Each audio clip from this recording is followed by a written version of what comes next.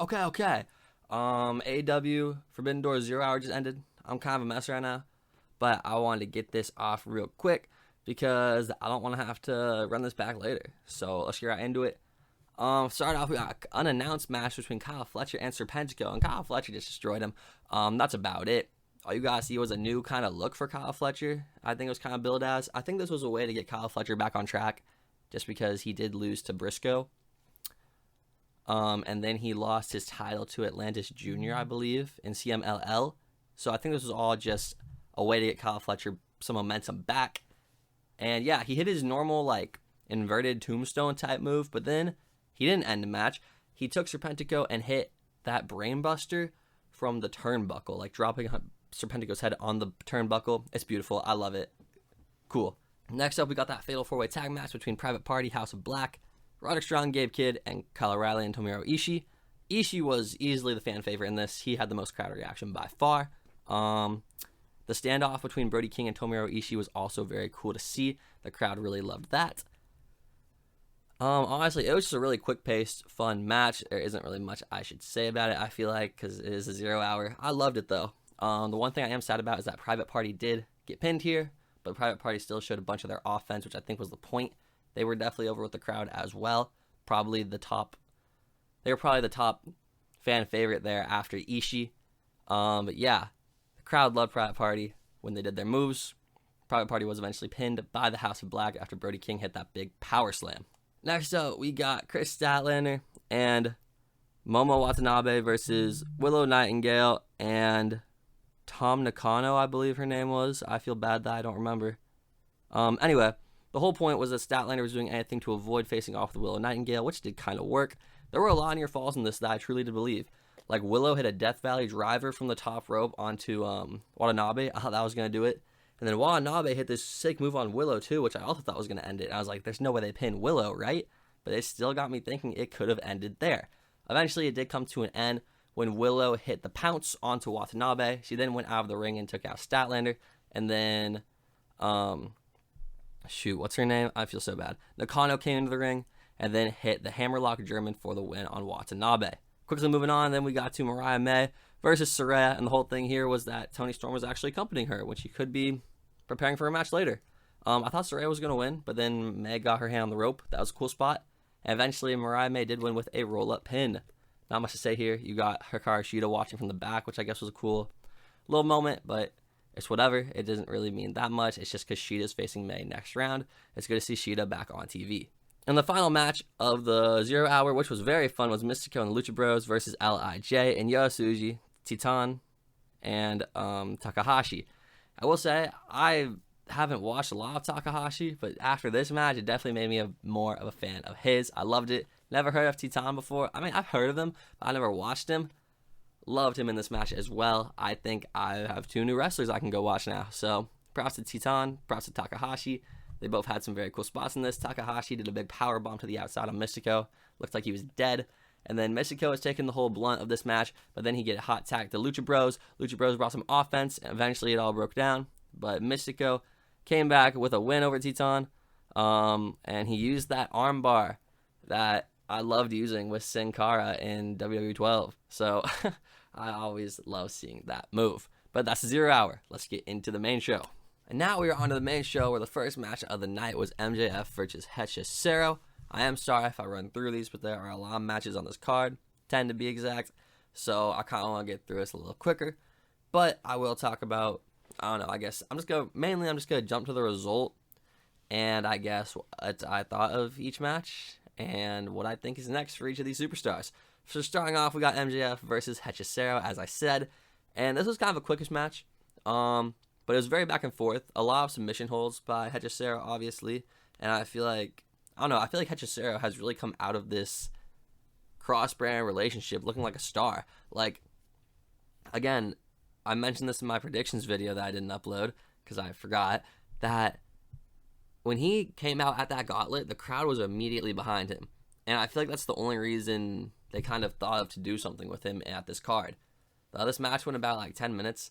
But the whole point was Hechicero trying to lock in these different submission holds to wear down MJF and to try and get him to tap out. And, well, that's not what happened. MJF did eventually get the victory. He hit a nice little Panama Sunrise type move and then Brainbuster, which got him the victory. I think it's clear what's next for MJF because during the main event, he was shown watching the World Heavyweight title fight. So it looks like MJF is going to be put into that picture somewhere. And guess we'll have to see where. I'm excited for it. I think MJF is easily, like, we already know he's a top star. And they're just going to keep on implementing him in that spot. But maybe he won't be in the world title scene. Maybe he'll be more in the, international title scene with Will Ospreay. It'll be actually kind of curious to see which way they go with it, whether he goes for Ospreay or Swerve. Personally, I kind of want him to go after Swerve, but at the same time, I wouldn't be mad if we got a little Ospreay MJF thing. Next up, we then got the Elite versus Scissor Ace. And before this, there was a fire video package, which I'm pretty sure it was kind of supposed to seem like it was made by the Elite, I think. And it was sick. Like, I don't really know how to describe it, but it was kind of like, it was obviously praising the Young Bucks and the greatness of Okada, while also, like, hindering the Acclaimed and Tanahashi. So I thought this was done really well.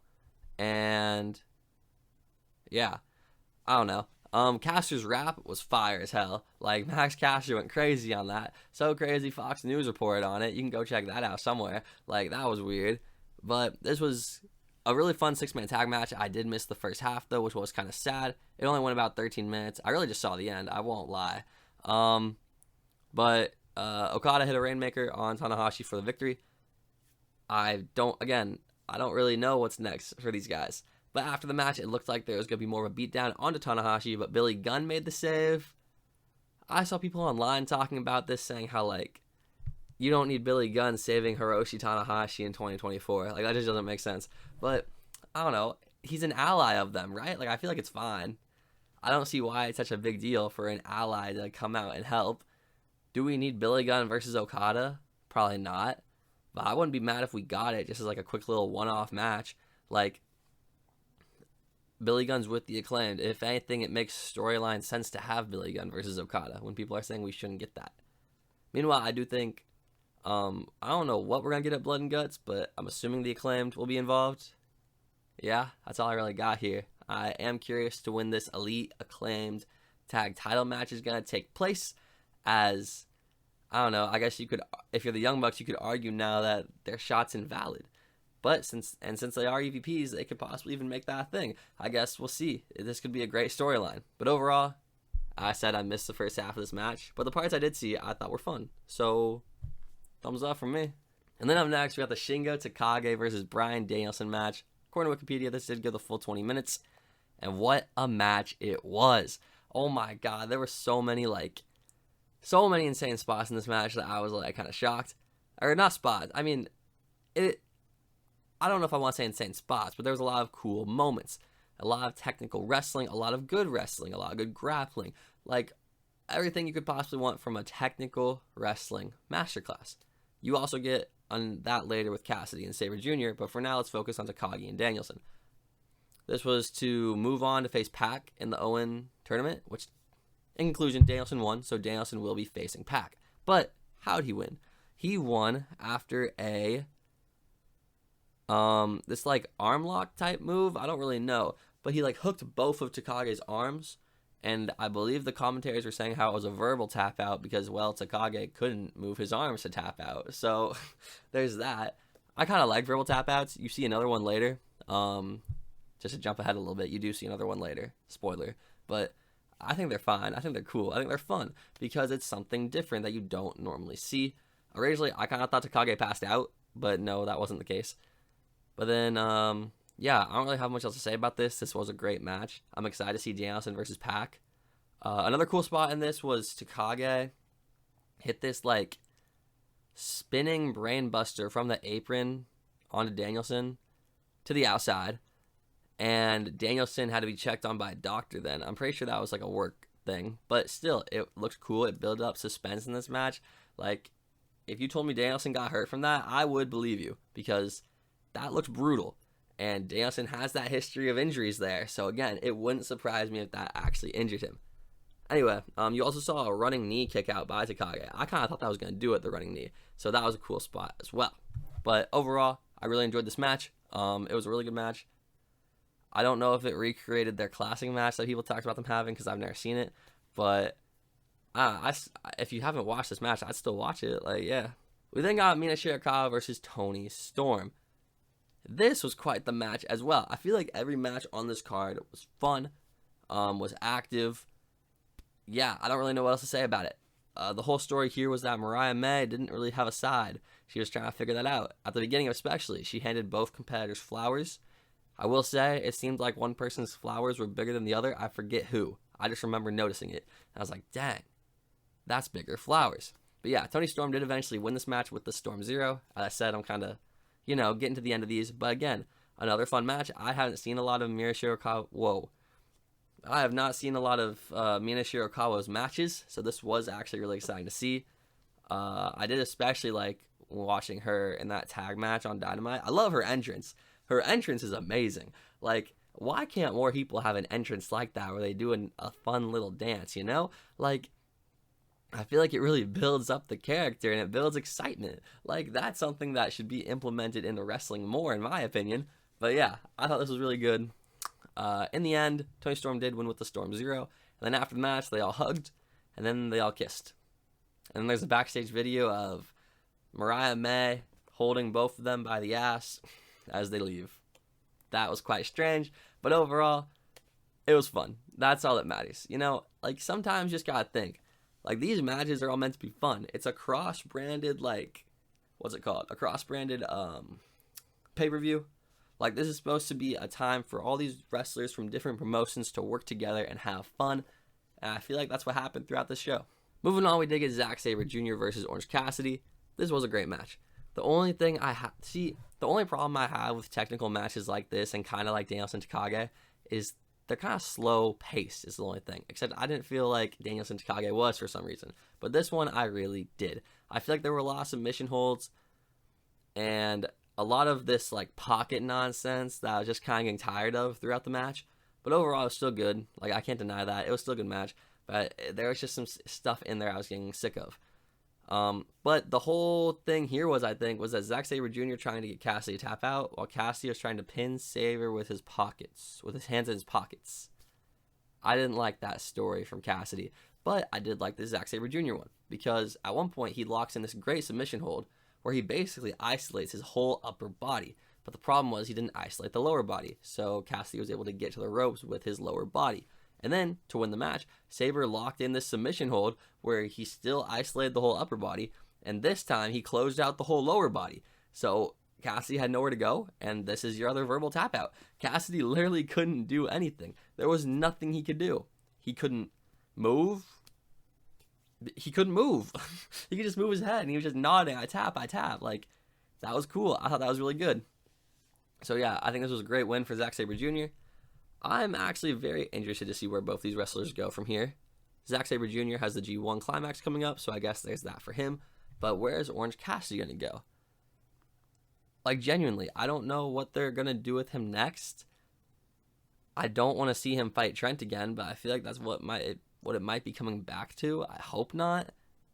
And now you don't really have anything. I don't know. There's just nothing off the top of my head that I can think of for Orange Cassidy, but I guess we'll see on Dynamite. We then got the Learning Tree and Jeff Cobb versus Samoa Joe, Hook, and Katsuyori Shibata. And can I say I love Shibata? Like, he's an amazing wrestler. And also, I love Jeff Cobb. And also, I love Samoa Joe. And I also love Hook. And I also love Big Bill. I used to love Chris Jericho. That love has kind of fallen. But I will say, I think the first few weeks of this Learning Tree gimmick was really good and really strong. It was something different. It was something fresh. Now I'm kind of sick of it. I won't lie. But it's whatever. It's still nice. I think the 6-man tag match was really fun. I will say, I don't know if I like how Jeff Cobb was involved. Just because I think Jeff Cobb should be doing something higher up on the card. Maybe. I really like Jeff Cobb. So that's my take. But I don't know. It was still really fun. A lot of cool spots, I guess you could say. A lot of cheating by the Learning Tree and Cobb. And yeah, I don't really know what else to add to this. There are some fun suplexes by Cobb, some fun suplexes by Hook, by Joe, by Shibata. Great elbow drops by Big Bill. He had 2 really good ones that I really liked. Jericho had his moments. Like, everyone had their moment in this match. This did come to an end after Hook did eventually kick out a Codebreaker. That was sick when Hook kicked out the Codebreaker. I feel like the crowd didn't really react to it. But like Hook kicked out of Jericho's like OG finish. Like, maybe not OG finish. I don't think he's been using it that long. But he kicked out of like one of Jericho's most devastating moves, you know? I feel like this should have been a big deal. But then eventually Hook locked in the Red Room on Jericho. When Big Bill tried to make the save, Shibata locked in a sleeper hold onto him in the corner. And then Jeff Cobb wasn't able to get in the ring because Joe was locking in the coherent clutch on the outside. Eventually, Jericho did get out of the Red Room, but Hook hit him with his own finishing move in the Judas effect for the 1, 2, 3. I thought that was a great way to end the match. I don't know what's going to happen with this FTW title. I'm assuming Hook gets it back, but at the same time, I feel like the FTW title just shouldn't be involved. Maybe Hook gets it back, and then like Joe fights for it. That'd be kind of sick, a Joe versus Hook match.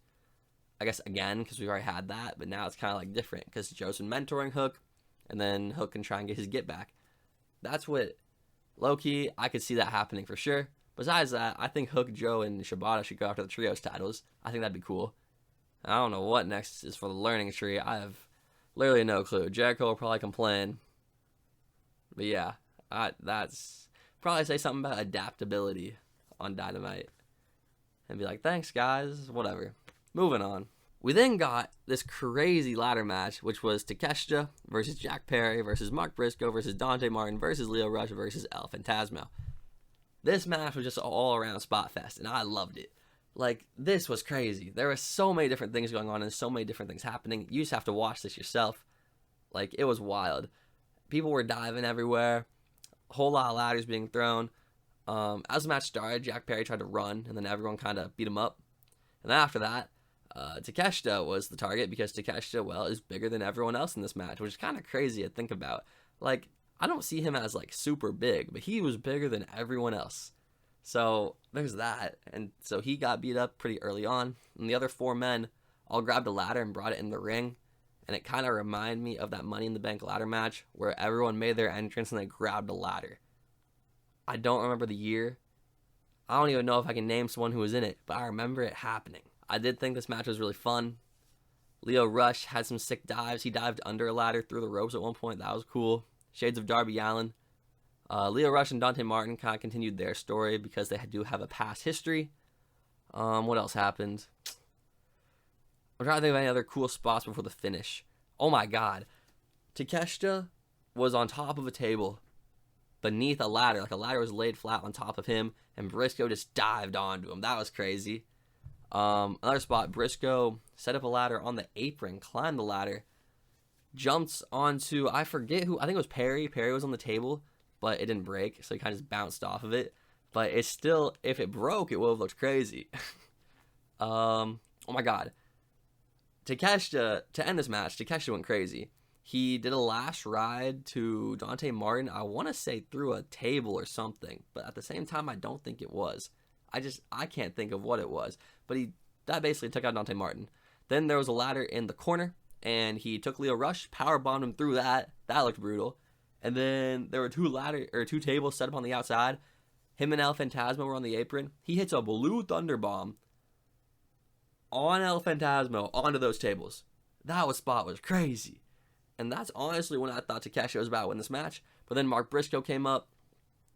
I think he took him out of the chair. I wrote it down. I'm pretty sure it was a chair. He brought him off the ladder with a chair, and then he hits a J-Driller onto the ladder. He hit Takeshita with a J-Driller on a ladder. That was sick. God, R.I.P. Jay Briscoe, man. He's one of the first wrestlers I ever started watching, and I immediately fell in love with him. I was so sad when he died. But that's besides the point. Mark Briscoe then climbs. Jack Perry eventually stops him with a ladder and chair and just beats the crap out of him with these ladder and chair shots. It was actually kind of vile. And that's when Perry climbed the ladder and won that title. When looking at what's next for all 6 of these guys, I have no clue. Phantasmo and Lio Rush are probably going to go back to Japan. I'm pretty sure Rush is Japan now. And then, I don't know what Takeshita does. Perry's going to join the Elite in Blood and Guts probably. Honestly, maybe you throw Mark Briscoe on that Blood and Guts team. That'd be cool. Or you have him actually defend that Ring of Honor title. That'd be cool too. I guess he did against Fletcher, didn't he? But still, that's once in how long? Like, god dang. I don't know if there's anyone else. Oh, Dante Martin. I still think Dante and Darius should have a tag run. Like, just those two. I get it, they have Action and Andretti now, and they're trying to put, like, Dante Martin on his own. But I don't see what's... Maybe this is just me not watching enough, but I don't see what's so different between, like, Darius, Dante, and Action Andretti that Dante Martin is seen higher than them. Especially between Dante and Darius. Like, I don't see it. I just don't. Maybe Dante's just more popular. Besides that, I don't see how Dante is, like, a much better wrestler than Darius. That just might be my take. I don't know. But let's quickly move on. We then got Mercedes Moné versus Stephanie Vacour. This was a match that I didn't really know how to feel about, just because I don't really rock with Mercedes Moné that much. But this match was sick. Like, I can't tell you how good this match was. It was really fun, nonstop. I low-key thought Vacour was going to win for a second. I forgot what she did, but I was like, oh my gosh, she's going to do it. And she didn't do it. But I don't know. I feel like it was kind of obvious Mercedes was going to win this match, just because you're not going to have Stephanie Vacour take the AEW title. Again, I said this in the predictions video I didn't upload. I don't think Mercedes Moné should have won that strong title. I think that's the one mistake they made here, is giving her that. I just don't think it really applies to her. Well, it does, but like, I feel like if anything, it's just hindering New Japan. I get it. She probably wants to compete there, but I don't know. I don't like double title holders personally. I feel like it just hinders one title at all times. That's my take on that. Yeah, that's all I really got. Overall, a good match. The crowd kind of turned on Mercedes near the end because there was a Boston fan there. And, well, you're in New York, so you're going to get trashed on. And that's when they started to boo Mercedes, because then they realized she's from Boston. That was funny. But she did win after she hit the Moneymaker and then the crossface. Oh, and then after that, Britt Baker returned. Oh, my God. I heard that and I was like, what? It's been so long. But she's back. So that's cool. I will say, this now kind of feels like the main title in the women's division. Like, you have Britt Baker and Mercedes Moné now about to feud for this. This feels like the main title, unless you give Toni Storm someone like... Heck, I don't even know who you could give her. Someone amazing. Like, this is crazy. Yeah. Next up, we got Tetsuya Naito versus Jon Moxley. This is the one match I was so conflicted on who's going to win. Like, I feel like this was the least obvious one, because I feel like there's so many, like, you could either have kept this on Moxley or given it to Naito, and I feel like everything would be cool no matter what. Eventually, though, Naito did win. He did kick out a Death Rider, which I thought was crazy, and there was a kind of a commentary discussion about if the referee, Red Shoes, was being sneaky there.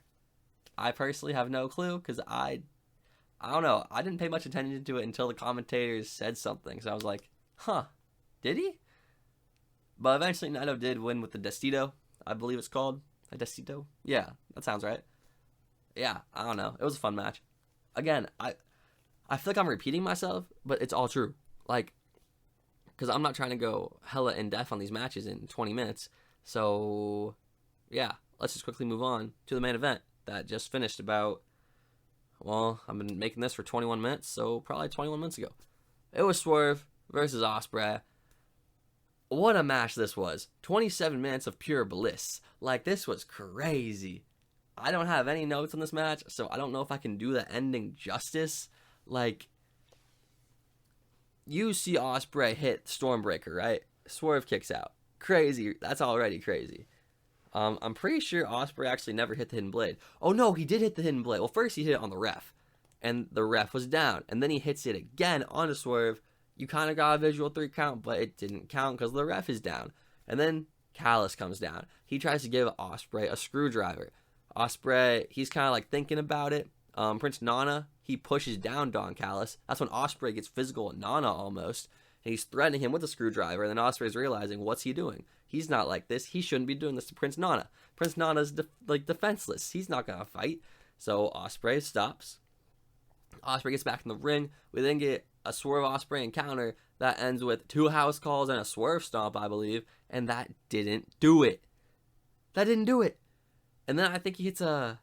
Oh, I I don't know the order of this, man. I don't have notes on this. I don't know what happens. Like, I know what happens, but I don't, you know? I just remember a lot of house calls being hit. Because he hits another one, I think, and then Ospreay kicks out again? Or no. No. He hits another house call, and then Swerve hits the half and half, and then that does it. But I was shocked when Ospreay kicked out of those house calls. Like, I thought that was going to do it for sure. Like, easily. But nope, it just kept going. But yeah. During this match, you also got clips of Garcia and MJF watching.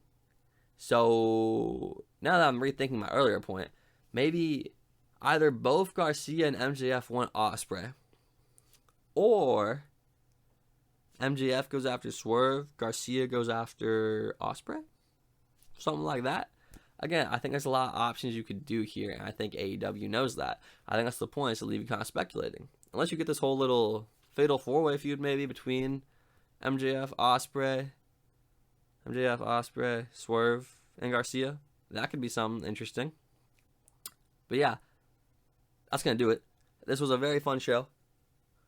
Again, I think this is a very fun show. The only problem is a lot of the matches were very predictable. But at the same time, it's kind of hard to get around that when you do a show like this, I feel like. It's not that hard. I don't know, man. I don't know. It just... Either way, the matches were good. That's what matters, right? But yeah, that's all I really got today. And hopefully this video gets uploaded, unlike my predictions video, which I forgot about. And I'll see you all next time. Peace.